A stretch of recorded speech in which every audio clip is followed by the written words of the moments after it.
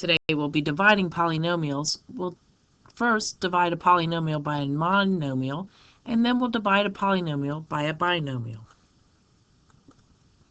Now there's two ways that we write division problems, one with the traditional divided by sign and one as a fraction. We'll be using the one as a fraction. This is more for when they're printing textbooks to save paper.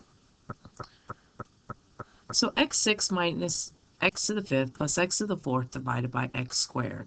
So when we're dividing any polynomial by a monomial, what we're going to do is we're just going to divide each term by the denominator. So x to the 6 divided by x squared minus x to the fifth divided by x squared plus x to the fourth divided by x squared.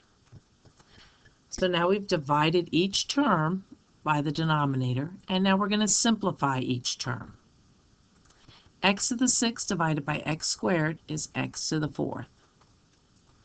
Minus x to the 5th divided by x squared is x to the 3rd. Plus x to the 4th divided by x squared is x to the 2nd. And that's all there's to it.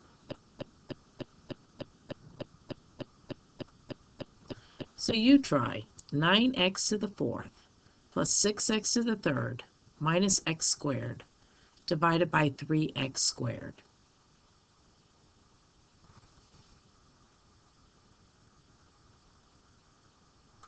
And here's your solution.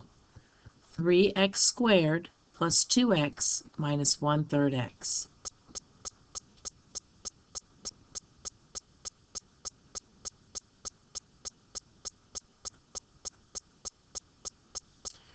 So now we're going to divide a polynomial by a binomial. And the way we're going to do that is, in this instance, we're going to factor the numerator. X squared minus 5x plus 4. So that's relatively easy. We can kind of do this one by guess and check. We know we're going to end up with two binomials.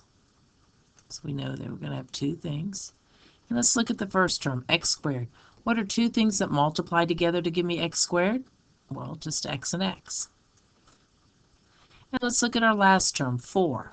We need the factors of 4, which I know are 1 and 4, and 2 and 2. And they need to add to negative 5. Well, they need to add to a negative 5, so these need to be a negative 1 times a negative 4 and a negative 2 times a negative 2. So the factors that add to negative 5 are negative 1 and negative 4. So I factored this trinomial, and now I'm going to divide it by x minus 4.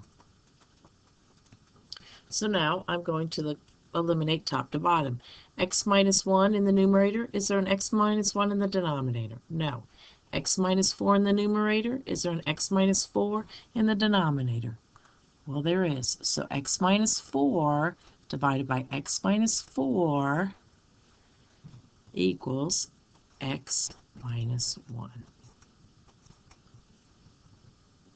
And just like any other problem, now we could multiply these two together to give me that.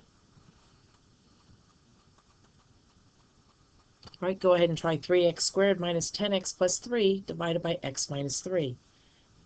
This one's a little more complicated. You may be able to do it by guess and check, or try the x method.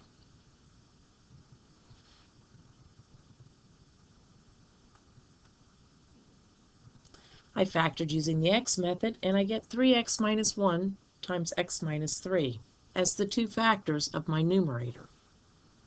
I then rewrite it in the factored form.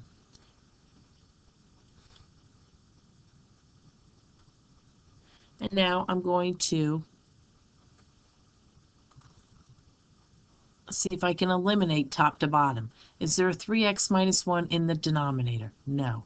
Is there an x minus 3 in the denominator? There is. So I can eliminate that. So my answer is 3x minus 1.